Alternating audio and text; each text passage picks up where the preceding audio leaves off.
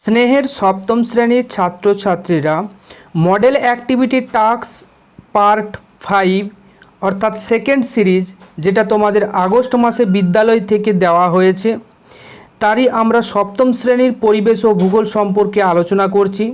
তো প্রথম একের দাগের যে প্রশ্নগুলো আছে সঠিক উত্তর নির্বাচন, টোটাল 3টে প্রশ্ন রয়েছে। তারপর দুইয়ের দাগের সত্য হলে ঠিক এবং অসত্য হলে ভুল 3টে দেওয়া আছে। 3এর দাগের সংক্ষিপ্ত উত্তর দেওয়া আছে 2টি এবং 4এর দাগের একটা দীর্ঘ প্রশ্ন দেওয়া আছে। তো মডেল অ্যাক্টিভিটির টাস্কগুলো খুব যত্ন সহকারে তোমরা তুলে খাতায় রাখবে এবং যথাসময় বিদ্যালয়ে সাবমিট করবে, কারণ মডেল অ্যাক্টিভিটি টাস্কের ওপর নির্ভর করে তোমাদের পরবর্তী ক্লাসের রেজাল্টের গ্রেড নির্ধারণ করতে পারে। তো যারা চ্যানেলে নতুন তারা চ্যানেলটিকে সাবস্ক্রাইব করে রাখো পরবর্তী নতুন ভিডিও পাওয়ার জন্য। চলো শুরু করা যাক আজকের উত্তর। যে সমস্ত প্রশ্নগুলো আমরা দেখে এলাম তাদের সঠিক উত্তরগুলো জেনে নিই। প্রথমে দেখো একের দাগের একেরটা, এখানে কিন্তু তোমাদের উত্তর যেটা হবে তা হচ্ছে ঘ, হিমালয় হবে। এখানে কিন্তু 4টে অপশন ছিল। তো প্রথমেই ছিল সাতপুরা, ভোজ, তারপরে হচ্ছে কিলিমাঞ্জারো, আর ঘয়েরটা ছিল হিমালয়। এখানে সঠিক উত্তর হয়ে যাবে ভূভাগ ভাঁজ ওপরের দিকে উঠে যে পর্বত সৃষ্টি করে তার উদাহরণ হবে ঘ, হিমালয়। এটা হচ্ছে তোমাদের সঠিক উত্তর। এরপরে যেটা রয়েছে দেখো দ্বিতীয় প্রশ্নে বলা আছে ঠিক জোড়টি নির্বাচন করে লিখো। এখানে কয়েক দাগের দেওয়া আছে নদীর উচ্চ প্রবাহ, ভূমিরূপের ঢাল কম, নদীর উচ্চ প্রবাহ, নদীর প্রধান কাজ ক্ষয়, নদীর নিম্ন প্রবাহ, ভূমির ঢাল বেশি, নদীর নিম্ন প্রবাহ, নদীর প্রধান কাজ বহন। এখানে সঠিক তোমাদের উত্তরটা হয়ে যাবে, সঠিক জোড় যেটা সেটা হবে খ, নদীর উচ্চ প্রবাহে নদীর প্রধান কাজ হয় ক্ষয়। এটা তো আমরা জেনে এসেছি। আর মধ্যগতিতে হচ্ছে বহন আর নিম্ন গতিতে হচ্ছে সঞ্চয়। এরপর আমরা একের তিনেরটা দেখব। একের তিনের যে প্রশ্নের উত্তরটা দেখো, প্রশ্নটা আগে দেখে নিই। আফ্রিকা মহাদেশের মাঝ বরাবর পূর্ব পশ্চিমে বিস্তৃত কাল্পনিক রেখাটি হলো, এখানে অপশন দেওয়া আছে কর্কট ক্রান্তি রেখা, খ দেওয়া আছে মকর ক্রান্তি রেখা, গ হচ্ছে মূলমধ্য রেখা, ঘ হচ্ছে বিষুব রেখা। এখানে অ্যাকচুয়ালি তোমাদের যে উত্তরটা হবে তা হচ্ছে বিষুব রেখা। বিষুব রেখাটাই তোমাদের কিন্তু উত্তর হয়ে যাবে। এরপর দুইয়ের দাগের ঠিক ভুল। দুইয়ের একেরটা দেখো, ব্যবচ্ছিন্ন মালভূমির একটি উদাহরণ হলো ছোট নাগপুর মালভূমি। হ্যাঁ, এই বিবৃতিটা কিন্তু সত্য, তাই আমরা ঠিক করব। তারপর দুইয়েরটা দেখো, শীত ও শুষ্ক জলবায়ুতে মাটি সৃষ্টি হতে বেশি সময় লাগে। এই বিবৃতিটাও কিন্তু সত্য, তাই আমরা এটাকে ঠিক দেব। তারপর দুইয়ের তিনেরটা দেখো, জুলাই মাসে উত্তর আফ্রিকা যখন গ্রীষ্মকাল, দক্ষিণ আফ্রিকায় তখন শীতকাল। এই বিবৃতিটাও কিন্তু ঠিক হবে। অর্থাৎ আমরা দেখতে পাচ্ছি যে সত্য মিথ্যা বা ঠিক ভুলের ক্ষেত্রে দুইয়ের দাগে 3টেই কিন্তু সঠিক হবে, অর্থাৎ ঠিক হবে। ঠিক আছে।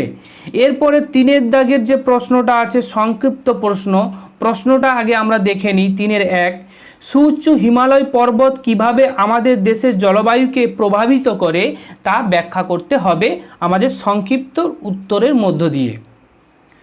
দেখো এর সঠিক উত্তরটা হয়ে যাবে, তোমরা লিখবে ঠিকঠাক করে, ভারতের সমগ্র উত্তর ভাগ জুড়ে বিস্তৃত আছে হিমালয় পর্বতশ্রেণী। ঠিক আছে। তো এই পর্বতমালা ভারতের জলবায়ুকে প্রভাবিত করে। সেই প্রভাবগুলি হলো, 1, উত্তরের তীব্র শৈত্যপ্রবাহ থেকে রক্ষা করা। এটা হচ্ছে 1 নাম্বার পয়েন্ট। তো হিমালয় পর্বতের অবস্থান ভারতীয় উপমহাদেশকে মধ্য এশিয়ার হাড় কাঁপুনি শীতের হাত থেকে রক্ষা করেছে। হিমালয় পর্বত না থাকলে ভারতও রাশিয়া ও চীনের মতো তীব্র শীতের প্রাবল্য দেখা যেত। এই হচ্ছে প্রথম পয়েন্টের তোমাদের উত্তর। এরপর দ্বিতীয় পয়েন্টটা করে দেবে। দ্বিতীয় পয়েন্টে কি বলবে, বৃষ্টিপাতে সাহায্য করা। সমুদ্র থেকে আগত জলীয় বাষ্পপূর্ণ দক্ষিণ পশ্চিম মৌসুমি বায়ু হিমালয় পর্বতের দক্ষিণ ঢালে বাধা পেয়ে উত্তর ও মধ্য ভারতের বিস্তীর্ণ অঞ্চলে প্রচুর বৃষ্টিপাত ঘটায়। মৌসুমি বায়ু প্রবাহের দ্বারা সংগঠিত বৃষ্টিপাত হিমালয় পর্বতের অসাধারণ ভূমিকা গ্রহণ করে। অর্থাৎ যে বৃষ্টিপাত ঘটানোর ক্ষেত্রে হিমালয়ের প্রভাব একটা অসাধারণ ভূমিকা রয়েছে আমাদের ভারতবর্ষে বৃষ্টিপাতের জন্য। এরপর 3 দাগে যে পয়েন্টটা করবে তোমরা, উচ্চ অক্ষাংশে শীতল জলবায়ু সৃষ্টি। ভারত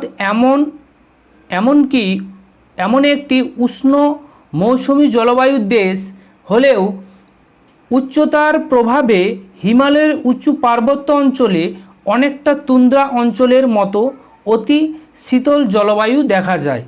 তাহলে এখানে কি জানলাম, যে ভারত তো উষ্ণ মৌসুমি জলবায়ুর দেশ, তাছাড়াও উচ্চ পার্বত্য যে অঞ্চল হিমালয়, সেই পার্বত্য অঞ্চলে কিন্তু তুন্দ্রা অঞ্চলের জলবায়ুর মতো শীতল আমরা দেখতে পাই।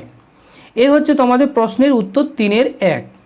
এরপর আমরা 3-2 দাগের প্রশ্নটা দেখে নিই।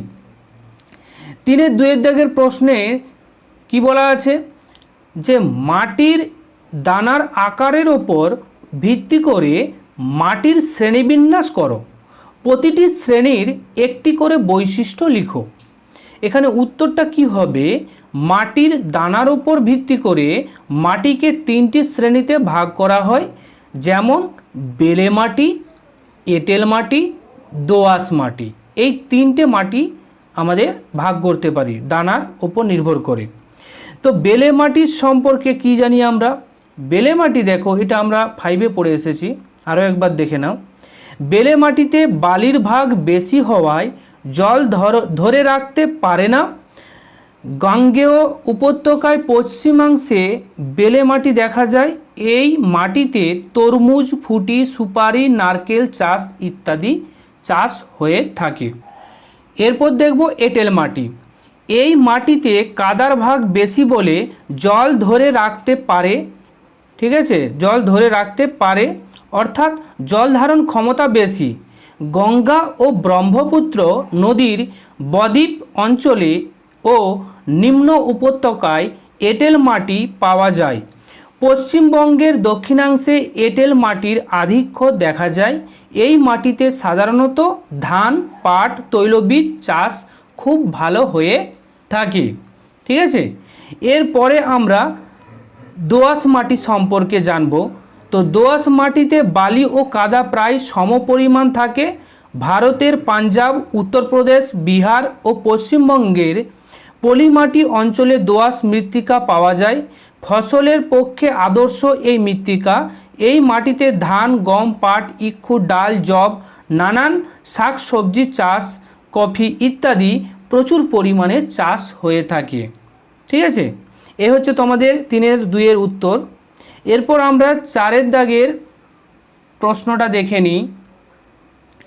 4 দাগের প্রশ্নে কি বলা আছে, আফ্রিকা মহাদেশের নিরক্ষীয় অঞ্চল ও ভূমধ্য সাগর সন্নিহিত অঞ্চলে স্বাভাবিক উদ্ভিদ কিভাবে জলবায়ু দ্বারা নিয়ন্ত্রিত হয় তা ব্যাখ্যা করো।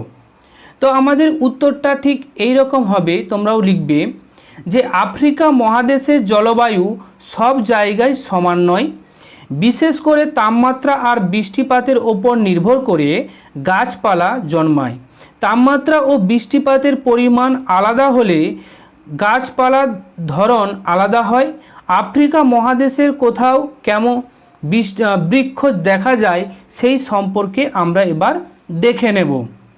তো প্রথমে যেটা আছে, নিরক্ষীয় চিরসবুজ গাছের অরণ্য।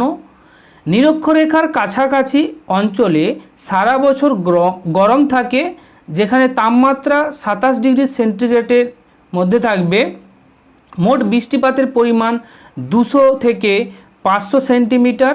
সরাসরি সূর্য কিরণ ও সারা বছর বৃষ্টিপাত এখানে শক্ত কাঠের ঘন জঙ্গল সৃষ্টি করেছে, যেমন মেহগিনি, রোজউড, এবনি এই ঘন জঙ্গলের প্রধান গাছ। সব ঋতুতেই চিরসবুজ থাকে এই গাছপালাগুলি। এরপর সাভানা তৃণভূমি। নিরক্ষীয় অঞ্চলের উত্তর আর দক্ষিণে বৃষ্টি কমে যেতে থাকে। গরমকালের দৈর্ঘ্য বাড়ে আর বৃষ্টি হয় বছরে 150 সেন্টিমিটারের মতো। মরুভূমির দিকে বৃষ্টি কমে 25 সেন্টিমিটারের মতো হয়ে যায়। মোটামুটি গরম আর কম বৃষ্টির জন্য বড় গাছের সংখ্যা এখানে কম হয়। তার বদলে লম্বা ঘাসের প্রান্তীয় চোখে পড়ে এবং দিগন্ত বিস্তৃত ঘাস জমির মধ্যে আকাশিমা আর বাওয়াবা জাতীয় গাছের দেখা কিন্তু এখানে পাওয়া যায়। উচ্চারণগুলো একটু দেখে নেবে ঠিক করে, ঠিক আছে। এরপর আমরা ভূমধ্য সাগরীয় উদ্ভিদ সম্পর্কে জানব। আফ্রিকার এলাকা বরাবর যদি আমরা উত্তর পশ্চিম ও দক্ষিণ পশ্চিম অক্ষাংশ ভূমধ্য সাগরীয় জলবায়ু দেখা যায়। তো এখানে যেটা বললাম যে আফ্রিকার উত্তর পশ্চিম এবং দক্ষিণ পশ্চিম অক্ষাংশ বরাবর ভূমধ্যসাগরীয় যে অক্ষাংশ, সেই অক্ষাংশ বরাবর কিন্তু ভূমধ্যসাগরীয় জলবায়ু দেখা যায়। এই জলবায়ু অঞ্চলে শীতকালে বৃষ্টি হয়, সারা বছর 50 থেকে 100 সেন্টিমিটার বৃষ্টি হয়। গরমকালে বৃষ্টিহীন থাকে। পাতায় নরম মোমের আস্তরণ দেওয়া থাকে, যেটাকে আমরা কিউটিকল বলে থাকি। জলপাই, ওক, আখরোট, ডুমুর, কর্ক গাছগুলো এখানে জন্মায়। গরমকালে জলের সন্ধানে গাছের মূলগুলো অনেক বেশি গভীরে চলে যায়। কমলালেবু, আঙ্গুর এই সব ফলের বাগান খুব চোখে পড়ে এই সমস্ত ভূমধ্যসাগরীয় অঞ্চলে। বোঝা গেল? এই হচ্ছে তোমাদের সম্পূর্ণ মডেল অ্যাক্টিভিটি টাস্কের উত্তর, ঠিক আছে। তো আরও নতুন ভিডিও যদি দেখতে চাও, সমস্ত তোমাদের ক্লাসের সমস্ত মডেল অ্যাক্টিভিটি টাস্ক পার্ট 5 নতুন, তাহলে ডিসক্রিপশন বক্সে যাও, সেইখানে গিয়ে প্লেলিস্ট আছে, সেইখান থেকে তোমরা দেখে নিতে পারো, ঠিক আছে। আর যারা এখনও সাবস্ক্রাইব করেননি তারা সাবস্ক্রাইবটা করে রাখো নতুন ভিডিও পাওয়ার জন্য, এবং বেল আইকনটা বাজিয়ে রাখবে। Thank you.